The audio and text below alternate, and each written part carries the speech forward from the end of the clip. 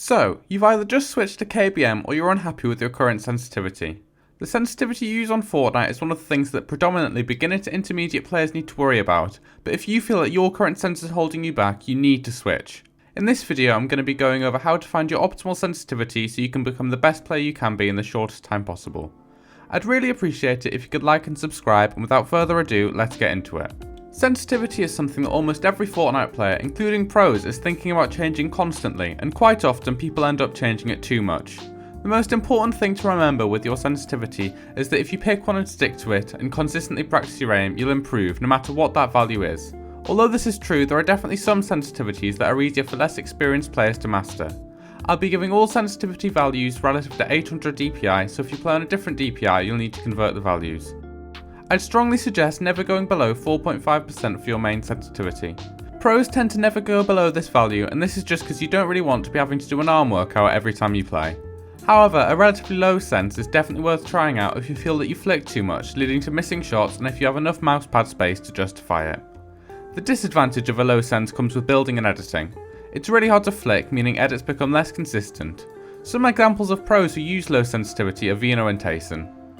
Once the value is increased past 6% 800 DPI, I'd class this as mid-sense. This is the range my own sense sits in at 7%, and the one I'd personally suggest you use. The reason I think this is optimal is that you don't have to move your arm to flick too much when building and editing, but it still allows a certain degree of accuracy while aiming and doesn't lead to excessive flicking. Mid-sense is the range that's preferred by pros, with those such as Malabuka and Booga sitting in this range. Now we get to high sensitivity, anything upwards of 9% 800 DPI.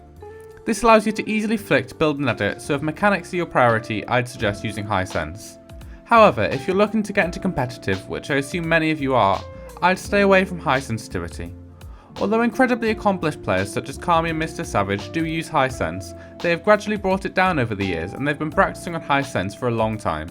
Building the insane mouse control they have on high sense would be incredibly difficult for someone who just switched to it. Moving on from the main sense, we get to targeting and scope sensitivity. This is an interesting topic because it's basically entirely personal preference. If you look at pro settings, there's a general trend of not going below 30% on either of these values, but there isn't really a pattern with which values are more usual. For example, players such as Mongrel choose to use 33% on 9% main sense 800 DPI, but Kami uses 54% on 15.5% main sense 800 DPI. Something that's important to note for targeting sensors, especially if you're switching to KBM from controller, is the fact that the percentage is a multiplier of the main sense.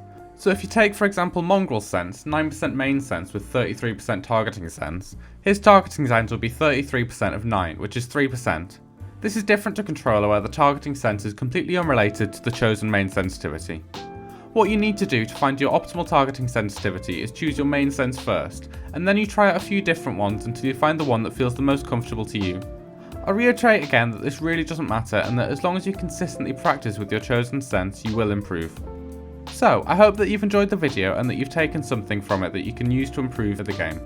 Something I'd find really interesting is if you could all put your senses in the comments, because I'd really like to see the distribution of the different ranges of senses, and possibly use that in a future video to help others improve. So, I'd really appreciate it if you could like and subscribe, and I'll see you in the next one. Goodbye.